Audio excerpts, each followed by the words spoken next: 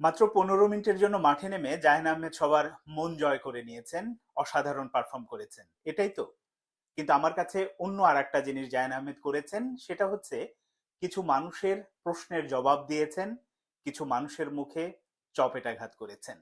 এবং সেটা কিভাবে করেছেন সেটাই বলার চেষ্টা করবো, আশা করি শুনবেন। প্রথমে আসে এই জাহান আহমেদকে আমরা পেয়েছি কোত্থেকে? ট্যালেন্ট হান্ট প্রোগ্রাম থেকে, যেটা এর আগে অনেক ঘটা করে হলো।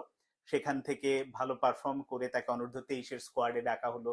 যখন তখনও আবার বলা হলো যে জাহান আহমেদ খেলে কলেজ পর্যায়ে, এই পর্যায়ে মানিয়ে নিতে তাকে অনেক কষ্ট করতে হবে, অনেক স্ট্রাগল করতে হবে। কিন্তু বাস্তবে কি হলো?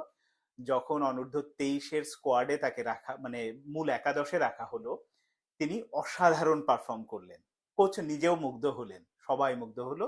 তার ফলস্বরূপ এই যে হংকং এর বিপক্ষে প্রাথমিক স্কোয়াডে ডাকা হলো, তার অভিষেক হলো, এবং 15 মিনিটেই তিনি সবাইকে বুঝিয়ে দিলেন তিনি কোন মাপের খেলোয়াড়।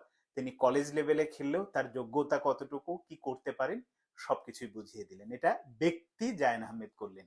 সাথে আরো যে প্রশ্নের উত্তরগুলো দিলেন, সেটা হচ্ছে যে ওই ট্যালেন্ট হান্ট প্রোগ্রাম থেকে যাদেরকে পাওয়া গিয়েছে বা এখন পর্যন্ত ব্যবহার করা হয়নি, তাদের সবার হয়ে জায়েন আহমেদ জানিয়ে দিলেন যে তোমরা যারা বাংলাদেশি বংশোদ্ভূত খেলোয়াড়দের নিয়ে এই যে ভুল ধারণাটা পোষণ করো যে তারা ভালো না, সানডে লিগে খেলে, এই পর্যায়ে খেলে, ওই পর্যায়ে খেলে, সেই ব্যাপারটা জায়েন আহমেদ চোখে আঙুল দিয়ে দেখিয়ে দিল, না তোমাদের ধারণাটা ঠিক না, তোমরা ভুল, আমরা সঠিক।